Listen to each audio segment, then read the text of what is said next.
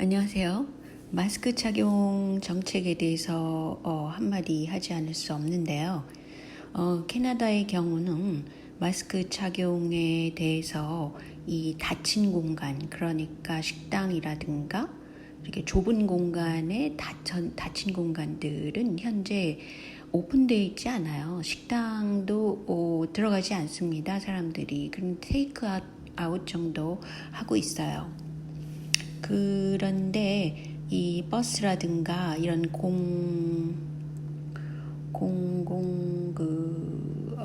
교통기관 그런 데에서는 다시 어제자로 그 마스크를 착용해라 이런 얘기를 장관 정도가 캐나다에서 하고 있더라고요.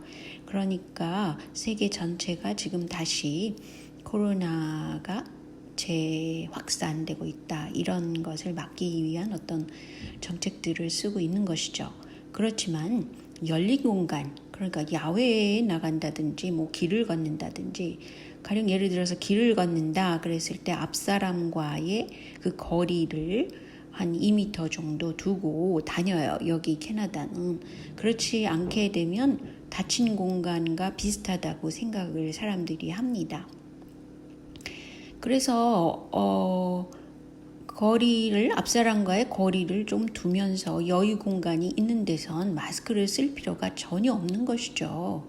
자기 혼자 뭐 공중에다가 무슨 바이러스가 전파되며 이거는 어불성설이죠. 앞뒤가 안 맞는다는 거예요.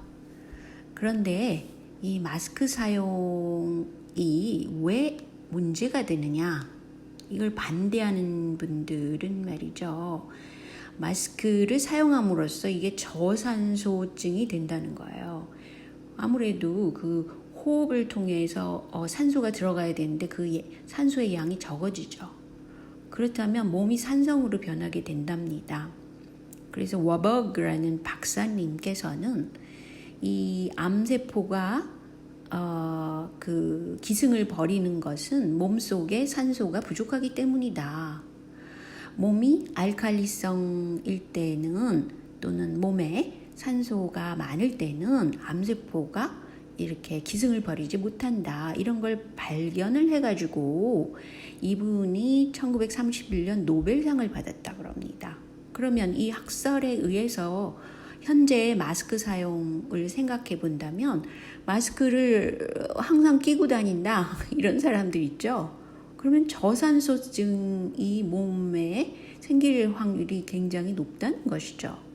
이런 저산소증은 결국은 암을 발생하게 된다는 거예요. 근데 한국의 경우 질병으로 인한 사망자 통계를 보면 암 때문에 사망한 그런 사망자가 가장 많습니다. 1위예요. 1위. 이 통계를 한번 보세요. 넷 중에 하나는 암으로 죽는다. 사망자에. 그렇잖아요. 그렇기 때문에 마스크를 선별해서 자신이 알아서 쓰고 다녀야 되는 겁니다. 그리고 뭐 작은 식당에 들어간다든지 그런 경우 또 뭐 한국은 클럽 같은 데를 오픈하고 그랬잖아요. 거기는 굉장히 그 밀착 공간인데 사람들이 식당이라도 한 자리 건너서 이렇게 앉는 것이 아니라 캐나다는 그렇게 하고 있어요. 한 자리 건너서 앉는 경우는 허용을 한다든지 뭐 이런 그런 유도리라고 그러나요? 그런 게 좀 있습니다. 근데 한국은 밀집 공간에 들어가가지고 닫힌 공간에서 일단 즐겨라 그래 놓고 지금 문제가 된 거 아닙니까 사실은. 근데 광화문 집회의 경우는 너무 사람들이 따닥따닥 있었어요. 제가 그거를 보니까. 그래서 그것은 전이될 가능성이 높긴 합니다. 바이러스가. 왜냐하면 이게 전파력이 엄청 높은 게 나타났기 때문에 그럴 확률이 높다는 것이죠. 그렇지만 교회 같은 데서 예배할 때는 자리를 띄고 앉고 지금 뭐 다른 그 종교기관 성당이나 그런 데서는 그렇게 하는 것 같은데 그런 식의 경우는 오히려 그 전파력이 적어지죠. 그런데 말이죠. 그래서 저는 마스크 사용을 기본적으로는 그 닫힌 공간 그리고 다닥다닥한 공간에서는 사용을 해야 된다고 봅니다. 그렇지만 그 열린 공간, 그 오픈된 공간, 다른 사람과의 거리가 충분히 있는 공간에서는 마스크를 쓸 이유가 하나도 없는 것이죠. 마음껏 그 산소를 호흡해야 된다고 생각합니다. 그런데 두 가지 통계를 더 보여드릴게요. 현재 그 의사들이 약을 이렇게 프리스크립션이라는 거는 약을 사용해라 그러면서 그런 의사들이 그 견해를 써야 되잖아요. 그래서 이제 그런 것에 대해서 제약사들이 광고를 많이 한답니다. 그 의료진에 대해서 광고를 뭐 하는 것 같아요. 그런데 이 광고 속에는 뭐 TV 광고도 아마 들어가 있겠죠. 그런데 이렇게 해마다 이렇게 급증하고 있습니다. 또 하나의 통계는 제가 이제 다음 기회에 한 번 더 이것을 얘기를 하려고 그러는데요. 이 빌 게이츠는 여러분이 아시다시피 연구소가 우한에 있습니다. 소로스도 연구소가 우한에 있습니다. 그렇죠? 그런데 빌 게이츠가 굉장히 중국과 밀착된 사람이잖아요. 그래서 심지어는 중국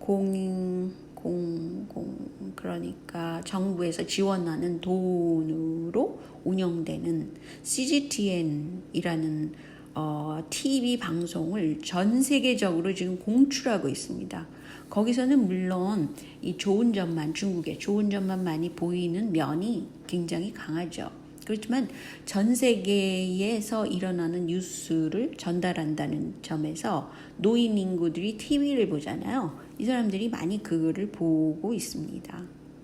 이제 그거는 좀 다른 얘기고, 이 빌 게이츠와 소로스가 전 세계에 지금 그 코로나 사태를 하나의 그 주도하고 있다고 볼 수 있어요.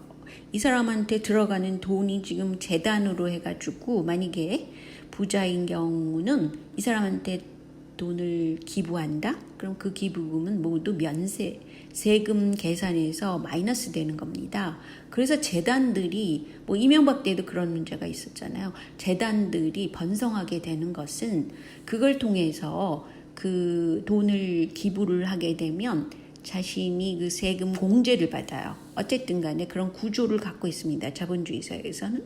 근데 이 사람이 지금 기금을 엄청 많이 갖고 있죠. 자기 그 회사뿐 아니라 기금을 엄청 갖고 있는데 이 사람이 서포트하는 기구를 보세요. 그 WHO 굉장히 많죠. 기금이. 그리고 글로벌 헬스 파트너십 어쩌고 이거 많죠. 그리고 미국 기관이 있고요. 영국 기관이 눈에 굉장히 많이 띕니다. 여기 파란색으로 제가 체크해 놓은 걸 보세요. 임페리얼 컬리지, 런던, 옥스퍼드 대학교, 가디언지, 그 다음에 여기 뭐 메디컬 오피서, 뭐 무슨 교수한테도 이렇게 많이 주네요. 영국의 그 Chief Medical Officer라고 합니다. 또 하나는 BBC의 미디어 액션이라는 데도 돈을 이렇게 서포트하고 있어요. 그리고 또 미국에도 마찬가지고 존스 홉킨스 대학뿐 아니라 CDC, 뭐 파우치 박사, 뭐 이런 사람들한테 돈을 많이 후원을 하고 있다는 것이죠. 자기가 거둬들인 돈을 배포를 하는 겁니다. 그리고 또한 바이오의 모더나나 이노비오 뭐 이런 데도 하고 있습니다. 그런데 이것이 이제 왜 문제가 될까?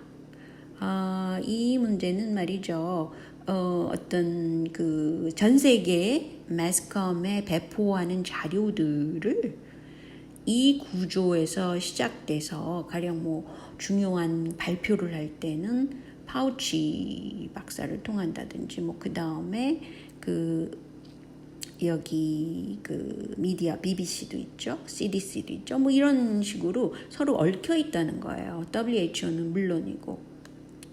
근데 이제 WHO 아무튼 그래서 가령 예를 들어서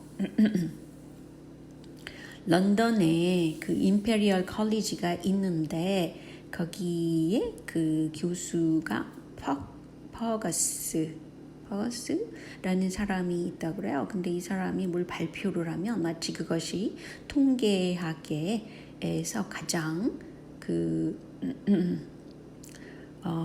공인될 수 있는 그런 자료로 쓰이고 있습니다. 그런데 사실은 이것은 빌 게이츠 재단이 돈을 지원한 그런 구조를 하고 있어요.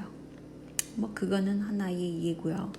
근데 제가 오늘 말하려는 것은 지금 현재 한국에서 이재명의 기본소득에 대해서 다시 뉴스화되고 있는데 솔직히 말하면 이재명의 기본소득제라는 것은 정확히 얘기하면 기간이 일정 기간 설정된 지역화폐 발행입니다. 때문에 이것이 그 전 국민을 대상으로 해도 상관이 없다고 저는 생각해요. 이것이 만약에 그 지역화폐 발행이라고 하면. 왜냐하면 지금 경제적으로 볼 때 소상공인들이 굉장히 체감지수가 높아졌죠. 다시 코로나 바이러스가 2차적으로 확산됐을 때 때문에 이 소상공인들은 재난지원금이라는 것을 이런 지역화폐를 통해서 지급되기를 기대하고 있는 겁니다.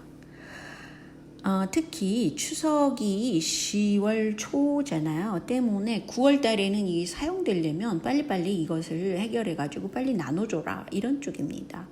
그래서 저는 이것은 경제적인 이유 때문에 지금 기간이 설정된 지역화폐 발행이라는 것을 기본소득이라고 말한다면 이거 전적으로 찬성합니다.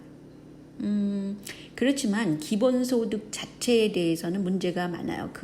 그것을 전 세계에서 지금 어떻게 사용하고 있고 실험 단계에 있는가 그것에 대해서는 제가 또 한번 얘기를 하겠지만 지금 현재 당장 급한 거 지역화폐 발행을 해서 소상공인을 구하시오. 이것에는 적극 찬성을 하는 바입니다. 자, 오늘은 여기까지면요.